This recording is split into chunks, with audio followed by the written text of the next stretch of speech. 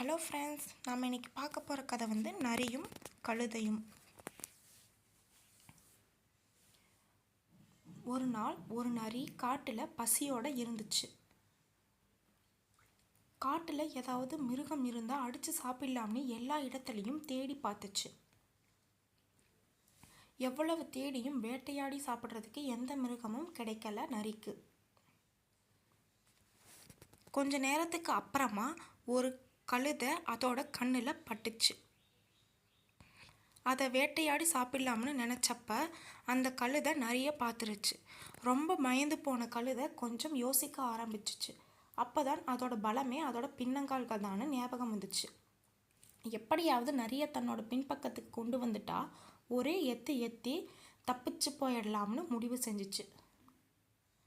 உடனே நரிக்கிட்ட எனக்கு ரொம்ப பயமாக இருக்குது, நீங்கள் எப்படினாலும் என்னை அடித்து சாப்பிட போகிறீங்க, அதுக்கு முன்னாடி எனக்கு ஒரு உதவி செய்யணும்னு சொல்லிச்சு. உடனே என்ன உதவின்னு கேட்டுச்சு நரி. அதுக்கு கழுதை சொல்லிச்சு, நேற்று தான் குரங்கு ஜோசியர்கிட்ட எவ்வளவு நாள் நான் உயிரோட வாழ்வேன்னு கேட்டேன். அதுக்கு அந்த குரங்கு ஜோசியர், உன்னோட ஆயுள் ரேகை உன்னோட வால் வரைக்கும் நீண்டு இருக்கு, அதனால் நீ 50 வருஷம் வாழ்வேன்னு சொல்லிச்சு.